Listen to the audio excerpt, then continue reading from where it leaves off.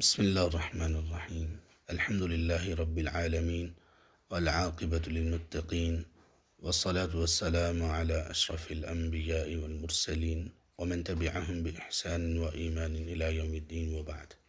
سورة البقرة آیت نمبر 256. اعوذ باللہ من الشیطان الرجیم. لا اکراہ فی الدین، مجبور کرنا نہیں ہے یا زبردستی نہیں ہے دین میں. قد تبین الرشد من الغی، بلا شبہ ہدایت گمراہی کی نسبت واضح ہو گئی یا گمراہی سے الگ واضح ہو گئی. فمن یکفر بالطاغوت، سو جو شخص کفر کرے گا طاغوت کا، ویؤمن باللہ، اور اللہ پر ایمان رکھے گا، فقد استمسک بالعروۃ الوثقی، سو یقیناً اس نے مضبوطی سے تھام لیا یا اس نے تھام لیا بالعروۃ الوثقی، ایک انتہائی مضبوط کڑے کو، رنگ کو. لا انفصام لہا، جس کو ٹوٹنا نہیں ہے، جو ٹوٹ نہیں سکتا. اللہ سمیع علیم، اور اللہ تعالیٰ خوب سننے والے اور خوب جاننے والے ہیں. اس سے پہلے آیت الکرسی میں اللہ تبارک و تعالیٰ نے جب اپنی توحید اور اپنا تعارف بیان کیا، اور اس سے پہلے قیامت کا احوال، اور اس سے پہلے انبیاء علیہ السلام پر ایمان اور ان کی حقانیت، یہ تمام چیزیں بیان کر دی گئیں. تو اللہ تعالیٰ نے اس آیت میں یہ بات ارشاد فرمائی کہ جب دین اس قدر واضح ہے، جب اللہ کی طرف سے ہدایت اتنی واضح ہو چکی، اور اللہ تعالیٰ نے آیات بینات آسمانوں سے نازل کر دیں کہ جس میں ہر شخص کے لیے اس کا کوئی بھی مرتبہ ہو اور اس کے سمجھنے کی صلاحیت کسی بھی طرح کی ہو، اللہ تعالیٰ نے ہر طرح سے اس قرآن میں لوگوں کی ہدایت کا بندوبست کر دیا ہے. ہر شخص اس سے سمجھ سکتا ہے. تو جب یہ دین اتنا واضح ہے، اللہ تعالیٰ کا یہ پیغام اتنا واضح ہے، اور اس میں ایسی آیات، ایسی نشانیاں، ایسے دلائل ہیں جن کا کوئی انکار نہیں کر سکتا، تو اب پھر کسی کو مجبور نہیں کیا جا سکتا کہ وہ دین اسلام میں داخل ہو، مسلمان ہو. تو لا اکراہ فی الدین، اس کا مطلب اصل یہ ہے کہ کسی کو مسلمان ہونے پر مجبور نہیں کیا جائے گا، زبردستی اس کو اسلام میں داخل نہیں کیا جائے گا. جو شخص کافر ہے، یہی سبب ہے کہ مسلمان جہاں پہ بھی گئے انہوں نے لوگوں کو مجبوراً اسلام میں داخل نہیں کیا، بلکہ ان کے سامنے اسلام کی تعلیمات کو رکھا گیا اور لوگ خود بخود اسلام میں داخل ہو گئے. ہاں، ان پر جزیہ رکھا گیا، ان پر یہ رکھا گیا کہ آپ کی حفاظت ہم کریں گے، آپ کی ذمہ داری ہماری ذمہ داری ہے، اور آپ اس کے بدلے میں ہمیں جزیہ دو گے. تو یہ بھی مسلمانوں کے ایک اچھے سلوک کی علامت ہے. اور پھر مسلمانوں نے جب جزیہ لیا کفار سے، تو ان کی حفاظت واقعی ہی اپنے بیوی بچوں کی طرح اور اپنے اہل و عیال کی طرح کر کے دکھائی، اور اس کے لیے کبھی کبھی ان کو سخت نقصان بھی اٹھانا پڑا، کئی جانیں بھی گنوانا پڑی، لیکن انہوں نے اپنی ذمیوں کی، جن کا ذمہ انہوں نے لیا تھا، تو ان کی حفاظت بھی کی اور ان کے حقوق بھی پورے کیے جو ان کو دیے جانے چاہیے تھے. تو ہر جگہ پر اسلام کی تعلیمات کو دیکھ کر، اور خاص طور پر اسلام کی تعلیمات جب کسی مسلمان کے عمل میں آتی ہیں، تو پھر لوگوں کو بڑی اچھی طرح سے سمجھ آ جاتی ہے. تو لوگ اس طرح سے اسلام میں داخل ہوتے رہے. تو اسلام نے، مسلمانوں نے کبھی زبردستی نہیں کی. اگر ایسا ہوتا تو ہندوستان میں آج کوئی ایک بھی ہندو نہ ہوتا. یہ وہ خطہ ہے جہاں پر مسلمانوں نے 800 سال سے کچھ زیادہ حکومت کی، لیکن اس کے باوجود ہندو وہاں پر موجود ہیں، دوسرے مذاہب بھی موجود ہیں. اور اس لیے کہ کسی مسلمان حکمران نے کسی کو مجبور نہیں کیا، زبردستی نہیں کی کہ آپ لوگ مسلمان ہو جاؤ. اسی طرح سے یہ باقی تمام جگہوں پر جہاں جہاں اسلام گیا، تو زبردستی کسی کو اسلام میں داخل نہیں کیا گیا. اس کے برعکس لوگوں نے بہت کوشش کی لوگوں کو اپنے اپنے مذہب میں داخل کرنے کی، مسلمانوں کو بھی۔ ہندوستان میں بھی یہ کوششیں ہوتی رہیں۔ اسی طرح اندلس جو آج کا اسپین ہے، وہاں پر بھی مسلمانوں نے کوئی 800 1000 سال حکومت کی۔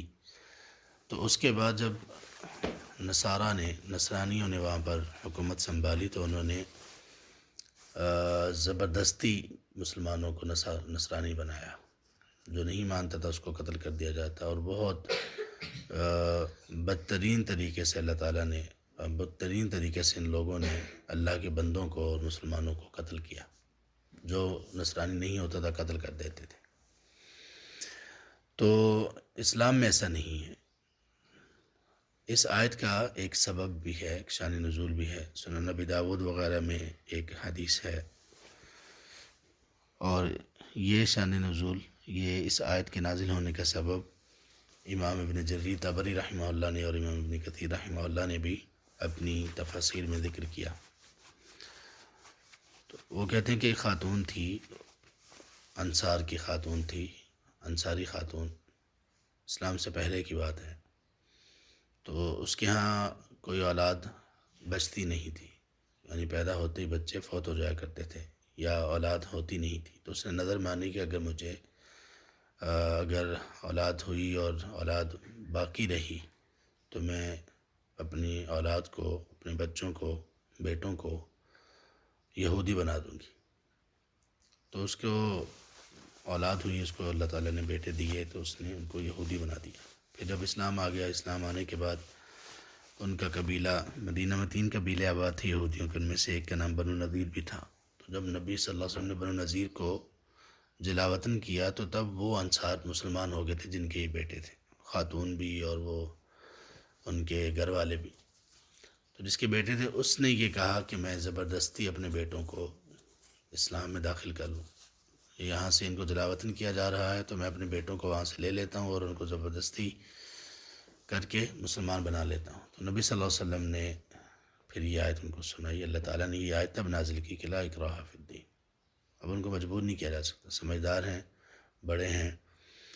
کیوں مجبور نہیں کیا جا سکتا؟ قد تبین الرشد من الغی، اس لیے کہ ہدایت اور گمراہی، رشد کہتے ہیں ہدایت کو، اور غی کہتے ہیں اس کے متضاد، گمراہی، سیدھی راہ اور دوسری راہ، یہ سب واضح ہو گئی ہیں، بہت واضح کر کے اللہ تعالیٰ نے بتا دیا ہے۔ اب اس کے بعد بندے کا اللہ تعالیٰ کے ساتھ معاملہ ہے۔ اس آیت سے کچھ نادان لوگوں نے، کچھ کم علم لوگوں نے، یا وہ لوگ جو مغرب کے کلچر سے متاثر تھے، انہوں نے اس آیت سے ایک غلط معنی لیا، اور یہ قرآن کی آیت بھی ان آیات میں سے ایک ہے جن کو لوگوں نے اپنے مذموم مقاصد کے لیے استعمال کیا، اور ان کو اس کے غلط معنی میں استعمال کیا۔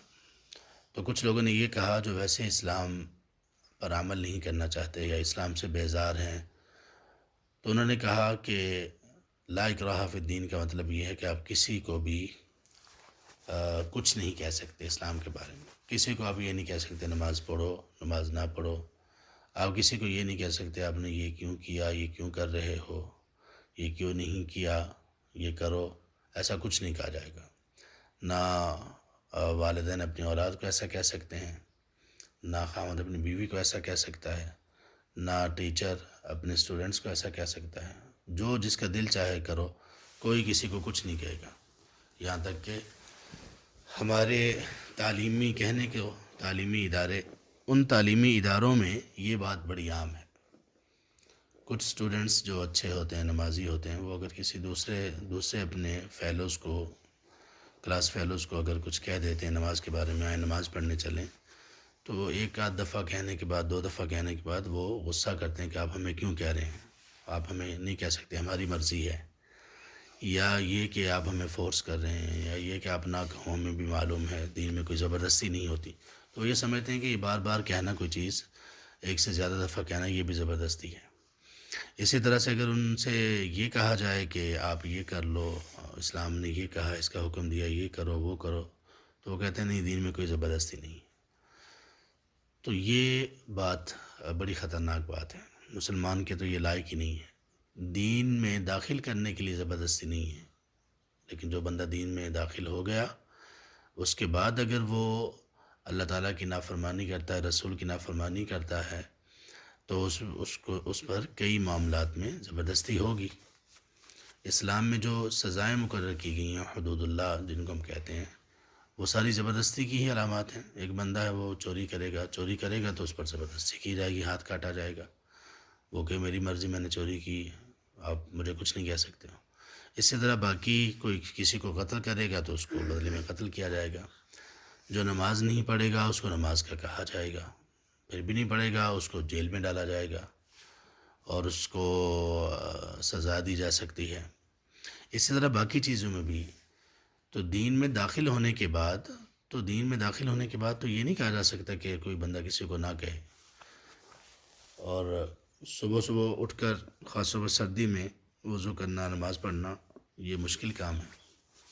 اب کوئی کسی کو اٹھائے اور وہ آگے سے کہے کہ میری مرضی ہے اور میں نماز نہیں پڑھنی، میں نہیں پڑھوں گا یا نہیں پڑھوں گی، تو یہ نہیں چلے گا۔ اسلام میں ایسا نہیں ہے۔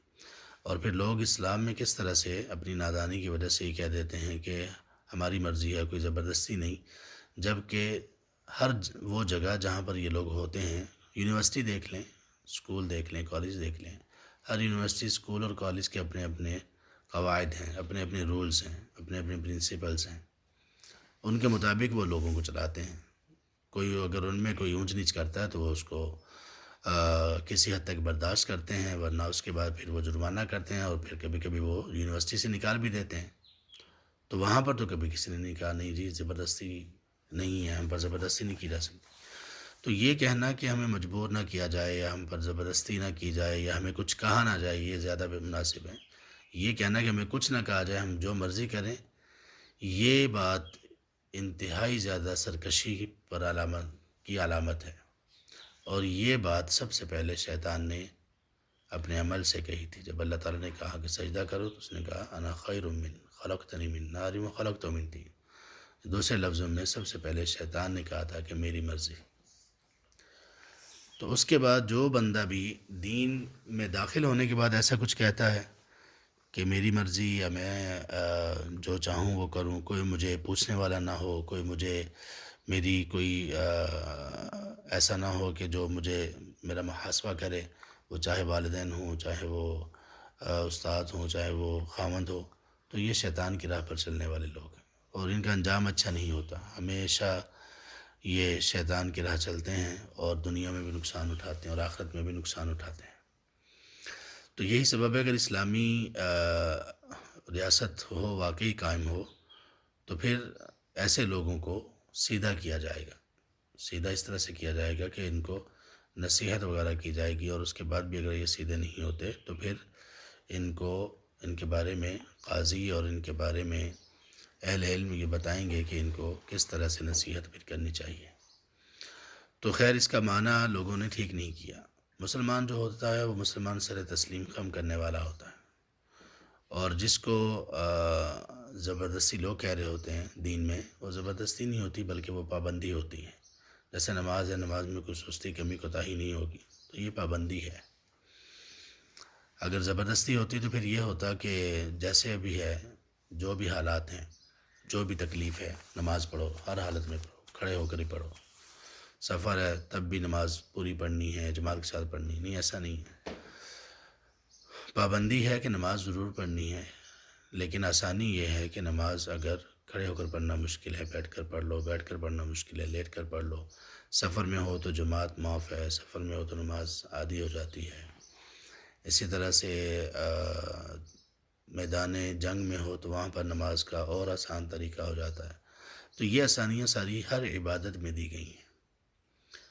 تو لوگ پابندی کو سختی سمجھتے ہیں اور وہ پھر کہتے ہیں کہ دین میں سختی نہیں ہونی چاہیے۔